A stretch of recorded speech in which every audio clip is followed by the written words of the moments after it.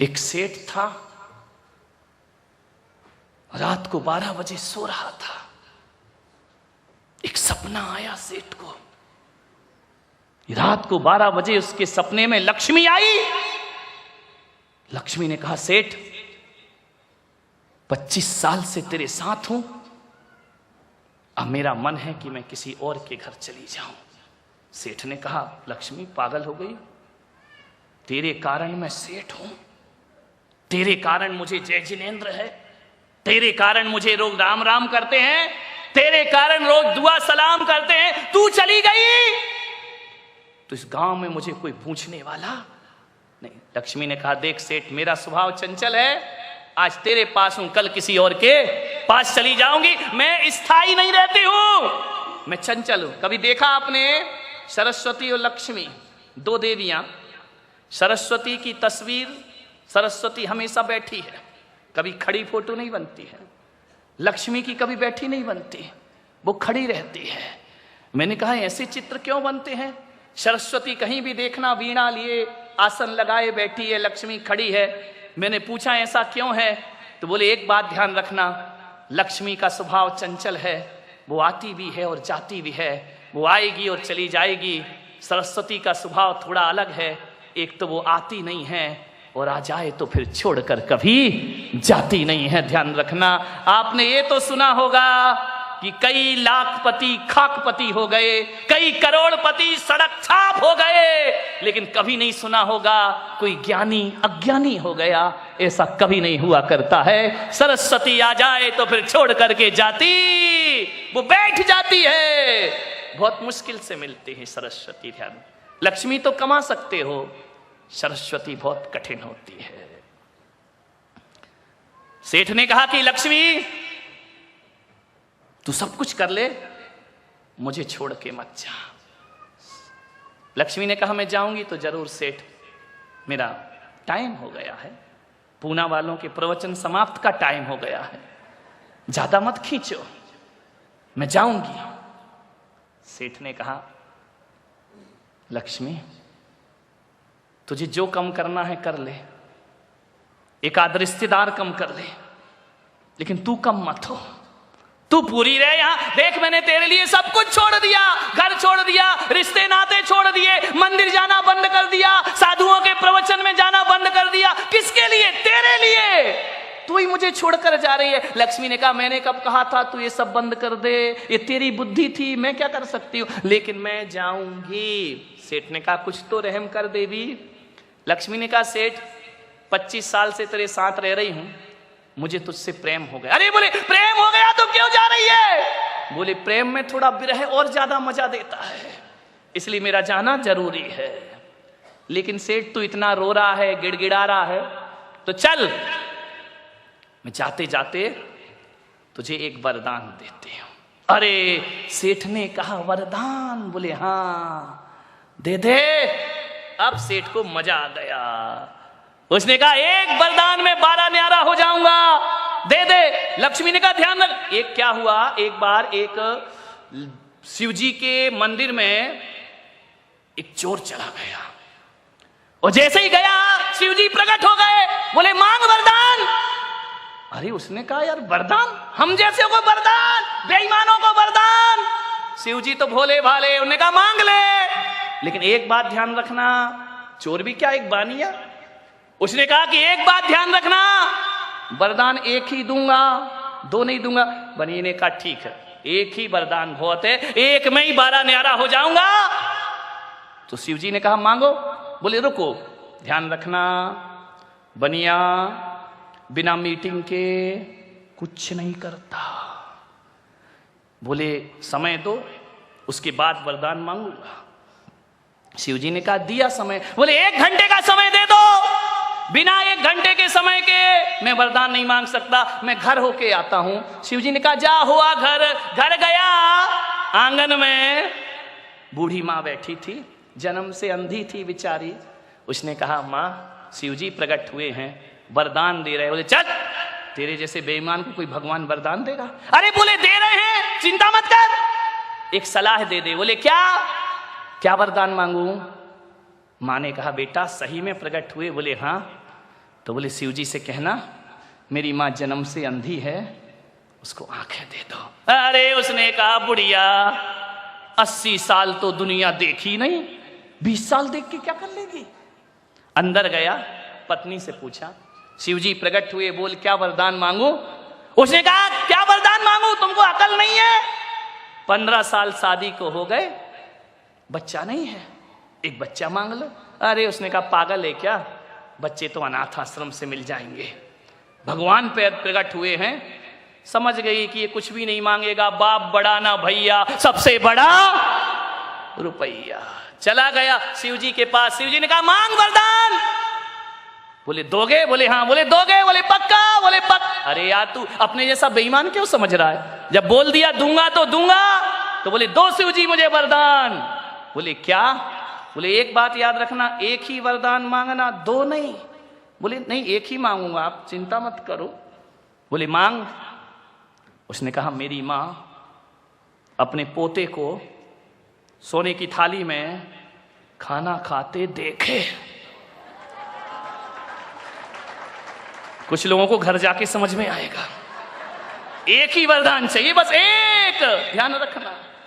मेरी माँ अपने पोते को सोने की थाली में खाना खाते।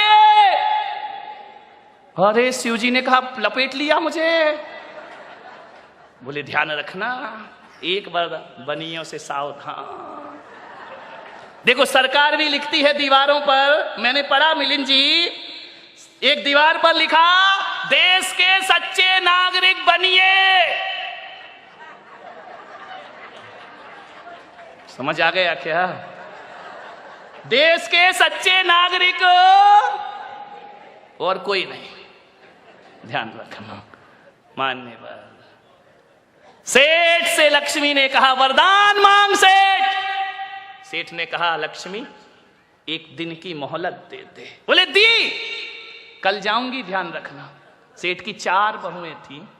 सेठ ने चारों बहुओं को बुलाया कि जल्दी आओ, अब हमारे दिन बुरे आ गए। बड़ी बहू ने कहा पिताजी इतने उदास क्यों, इतने सीरियस क्यों सुबह सुबह, आप तो बड़े खुश रहते थे। बोले बेटा अब उदास रहने के दिन आ गए। बोले क्यों। बोले रात को लक्ष्मी आई और वो कह रही है कि मैं तुम्हारे घर को छोड़ के, बेटा कल से अपने को कौन सेठ कहेगा, कल अपना क्या होगा, ये महल बिक जाएगा, ये भवन बिक जाएगा, सड़क पे आ जाएंगे, क्या करें पिताजी।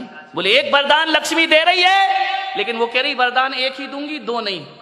तो बड़ी बहू तू घर की है, बता क्या वरदान मांगू। अरे पिताजी लक्ष्मी को बोलो तुझे जा रही है तो जाते जाते एक काम कर, अमेरिका का सारा सोना हमारे घर में भर दे। अच्छा ठीक है, सलाह तो सलाह है। दूसरी बहू से कहा बेटा तू बता। उसने कहा पिताजी मैं क्या बोलूं, बड़ी भाभी जो कह रही है मांग लो। बोले नहीं बेटा तू भी बता। बोले मैं तो ये कह रही हूं कि ये सोना मोना तो देखो वो लाने नहीं देंगे अमेरिका वाले, लफड़े की बातें है, और ये मोदी पकड़ लेगा अपने को रास्ते में। तो बोले क्या करूं। बोले ये करो, आजकल अस्पताल स्कूलों का धंधा बहुत चल रहा है। तो बोले क्या करूं। बोले जितने भी पूना में अस्पताल हैं वो कहना हमारे नाम कर दे, हम जिंदगी अपनी काट लेंगे। सेठ ने कहा ठीक। तीसरी बहू से पूछा बहू तू बता क्या वरदान मांगू। बोले देखो ये अस्पताल मिलेगा नहीं, जितनी भी पूना के आसपास जमीन है वो सब अपने नाम करा लो, वो कहना लक्ष्मी मुक्त करो हमें। अब आया नंबर छोटी बहू का। छोटी बड़ी होशियार होती है, ध्यान रखना। मुझे छोटी ना समझो कमाल करूंगी। माँ बाप अक्सर या तो बड़ी बहू के पास रहते हैं, या खैर अब तो लफड़ा ही खत्म हो गया बड़ी छोटी का, अब तो एक ही बच्ची है वो, ध्यान रखना। या तो बड़ी के पास रहेंगे या छोटी के पास। ट्रेन में देखना या तो इंजन महत्वपूर्ण होता है या गार्ड का डिब्बा, बीच के डिब्बे तो बेचारे यहाँ वहां होते रहते, इधर जाना उधर जाना, कीमत उन्हें की है। अखबार में या फ्रंट की कीमत है या बैक की, बीच का तो भर दिया जाता है, ध्यान रखिए। बीच वाले देखो नाराज मत होना। अब क्या करो, ये माँ बाप की आदत है, मैं क्या करूं। विचार। छोटी बहू ने कहा पिता मुझसे सलाह मत मांगो। बोले क्यों? बोले मैं छोटी हूं, मैं क्या जानूं। पिता ने कहा तू छोटी है तो क्या हुआ, तू इस घर की मेंबर है, सदस्य है, तेरा भी हक है, मैं मानूं या ना मानूं, सलाह दे। ध्यान रखना, जिस घर के बड़े बुजुर्ग बच्चों से सलाह लेके काम करते हैं वो घर कभी बिखरता नहीं है। और जिस घर के बच्चे ये संकल्प ले लें कि जब तक हमारे बड़े बुजुर्ग जिंदा हैं सारा फैसला लेने का अधिकार उनको है, वो घर कभी बिखरने नहीं पाएगा मेरे भाई। जिस घर में 2 आर्डर होते हैं, 2 आदेश चलते हैं, वो घर बिखर जाता है। ध्यान रखिए, एक आदेश होना चाहिए।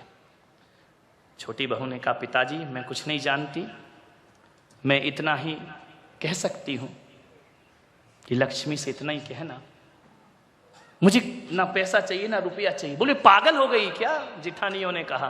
बोले भाभी 2 मिनट, मेरा नंबर है, आप बोली जब मैं कुछ नहीं बोली, मेरा भी सुन लो। हाँ बोले बोल, ज्यादा होशियार नहीं बनना। बोले नहीं, जाओ पिताजी लक्ष्मी से कहना कि तुम्हें जाना है तो जाओ, और कल की जाने वाली अभी चली जाओ।